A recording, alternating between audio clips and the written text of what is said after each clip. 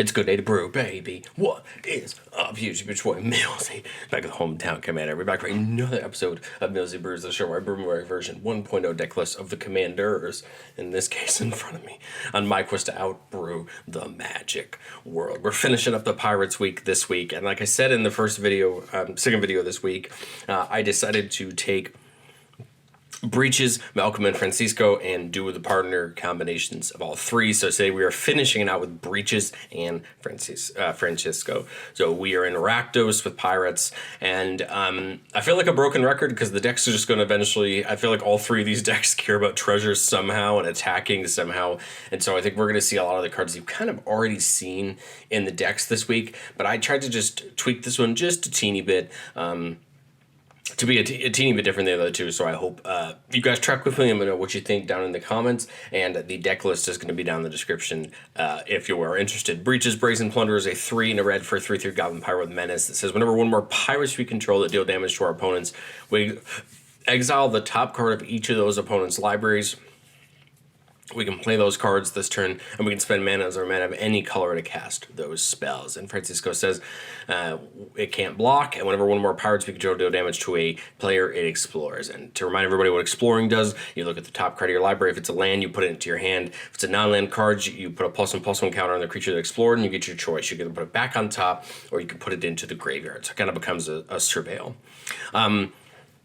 Just like every other partner deck this week, we're talking about kind of both of our partners having different abilities. Now, in this case, we're going to play a little bit into Breeches with trying to take advantage of playing things from exile and trying to play our opponent's things.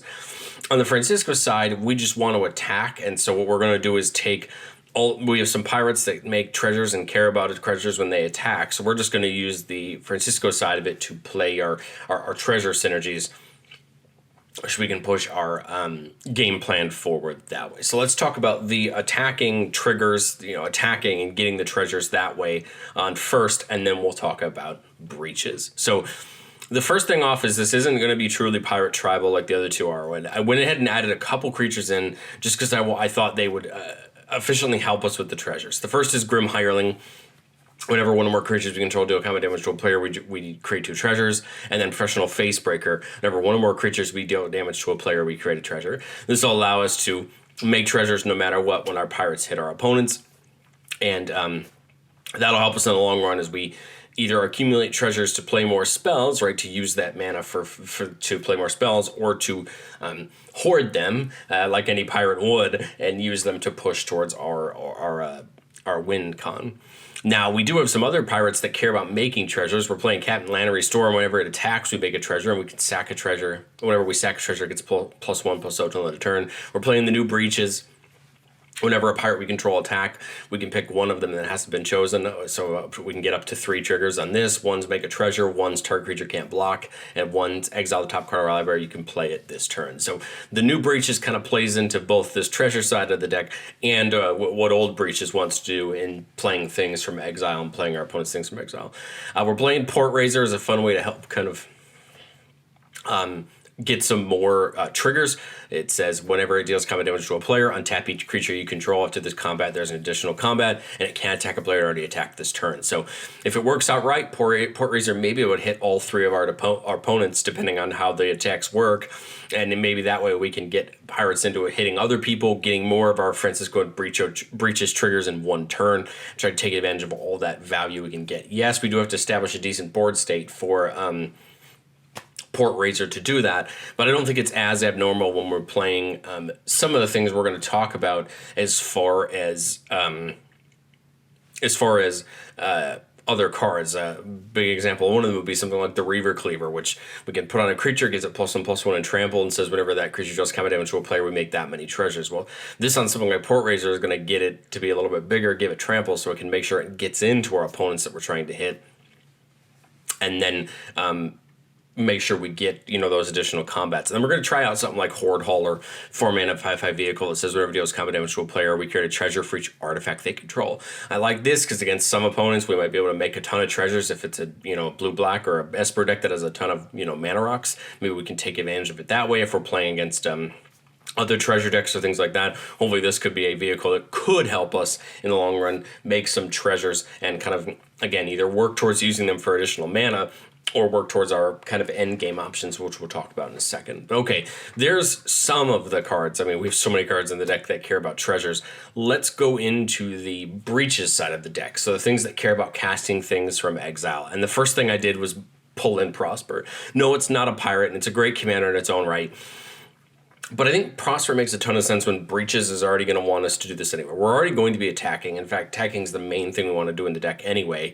And then Prosper is going to reward us for playing those cards from exile, as whenever we cast a card from exile, we make a treasure, and at the end of our turn, we get to exile one, and until the end of our next turn, we can play that.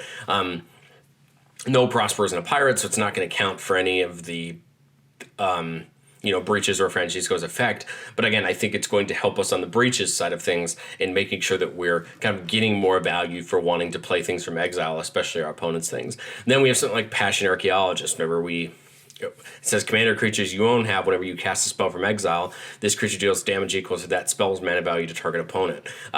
Passion Archaeologist is great because then if we were playing our opponent's things and they get big spells, it's going to deal damage. But the cool part about Archaeologists, if we have both Breeches and Francisco on the battlefield, both of them get this ability, and it'll actually double hit our opponents in the process as we do those. We're going to try out Castle Lochthwain. When it comes in, we become the Monarch. Since the beginning of our upkeep, we exile the top card of target opponent's library. We can play that card for as long as it remained exile, and we can cast mana of any type to cast it. But it says if we're the Monarch, until end of turn, we can play a spell from the card's exiled with Court of Lochthwain without paying its mana cost. So this is cool because we can kind of, again, get into that Breeches and Prosper idea of getting spells and hopefully pay off the Archaeologist that way. And then we're also going to try out something fun like Wand of Wonder. A card that says each opponent exiles from the top of their library until they exile an instant or sorcery, and you cast up to X instant or sorceries without paying their mana cost. We roll 1 to 9 is 1, 10 to 19 is 2, and 20 is 3. Again, this is fun. We could steal some removal, affect the board. I just think this is a fun card, and if we can get the Passion Archaeologist or the Prosper out, then this becomes 4 mana to potentially get, a bunch of things back for it. So again, we're just trying to play into that Breeches synergy that we have there. Okay, well, let's get into some of the cards that we hope is going to help us in the game. The first is Roaming Throne.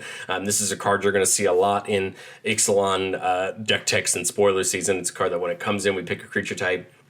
It becomes that type, and then whenever a triggered ability of another creature you control of the type triggers, it triggers an additional time. So obviously it's going to come in, we're going to pick Pirate. Unfortunately, there's a couple creatures right in the deck that this isn't going to affect. Prosper, Professional Facebreaker, Grim Hireling aren't going to get doubled, but everything else in the effect that's triggered will get doubled, and that's going to be a good thing because it can double things like Pitiless Plunder or even something like Dockside when it comes in if we can put it down at the right time. Those are going to get doubled with Roaming Throne.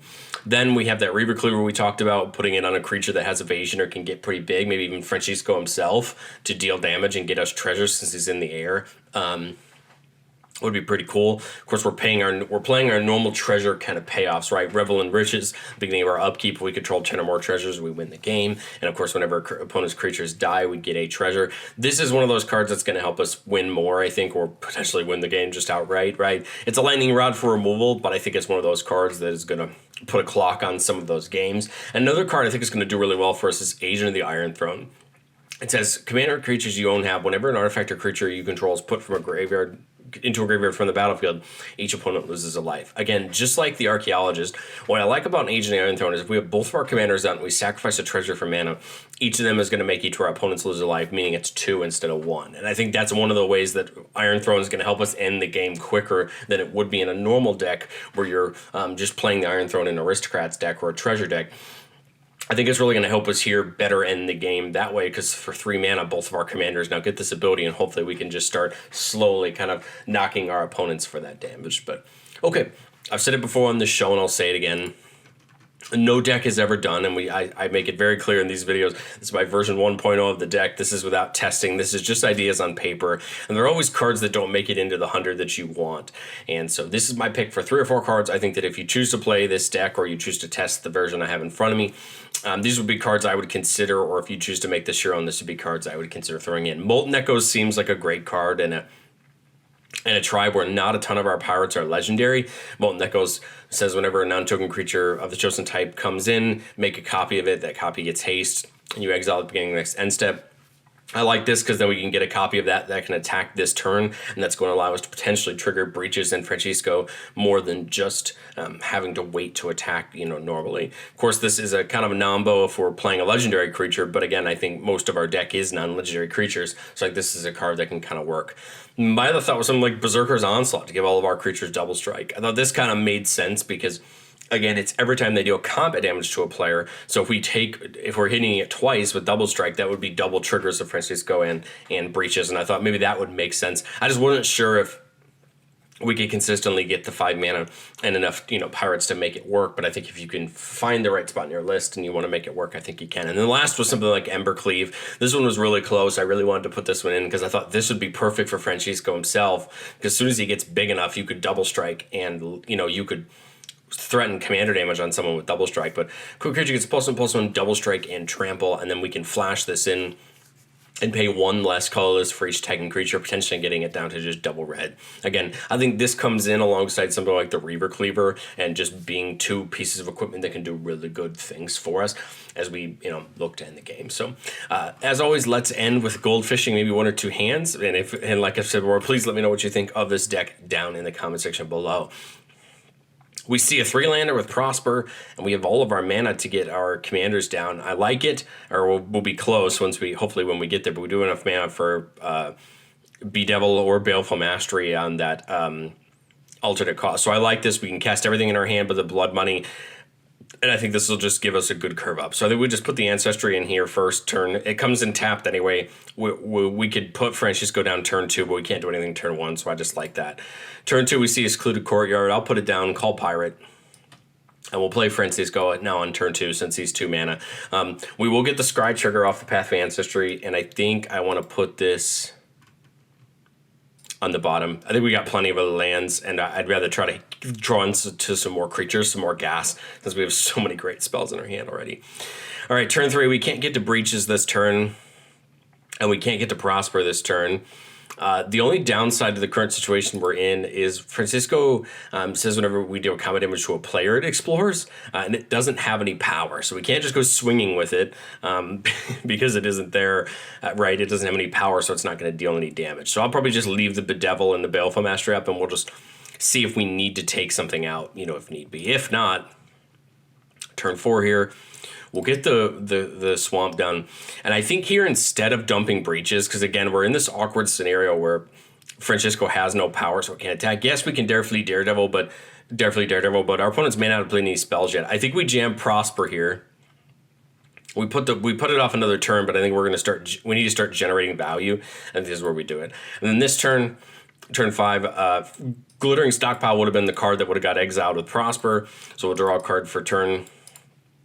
Play a land, let's see, if we cast the Stockpile, we can Stockpile and Breeches, which I think makes sense.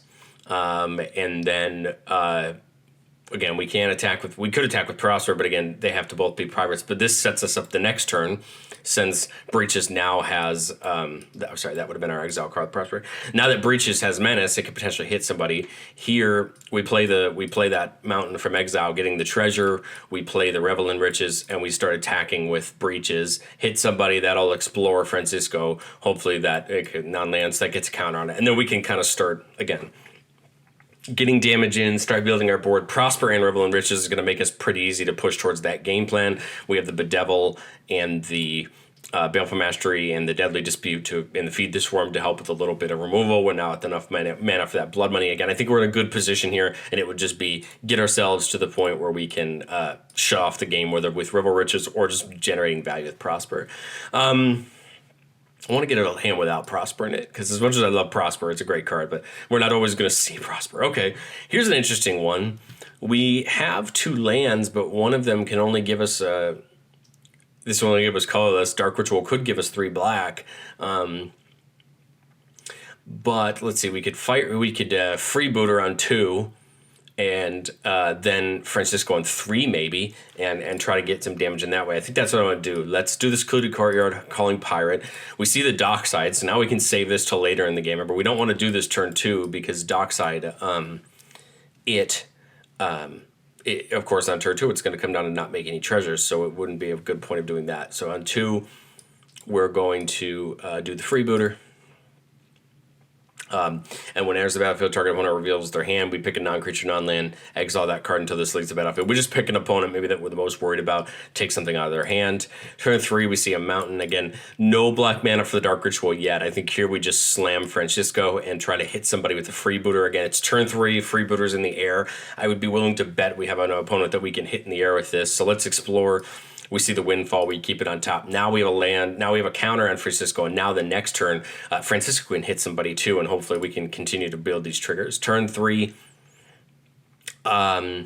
we don't have anything we can do right away. We can do the Coalition if we want to go get a pirate card of our choice. That's probably not a bad idea if I think about it. I'm sure there's some things. I'm sure there's a good pirate we can get.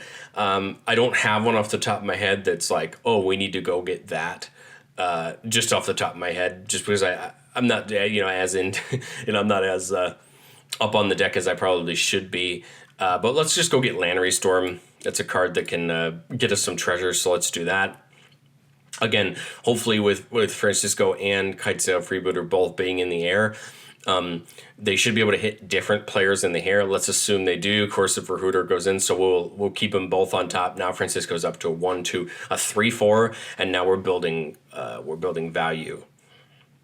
That way, I like the Recruiter, but I want to keep it on top. I think then this turn, since we're still hurting on that, we get the Lannery Storm in. Now we can have it attack for some treasure and start getting us that, and then that treasure next turn can get the Dark Ritual, and we can go from there. But again, not a bad start. Again, it's about getting the pirates and getting them starting to swing at people so we can get advantage on them and attacking. But let me know what you guys think of Francisco and Breeches down in the comment section below, and I will catch you guys next time.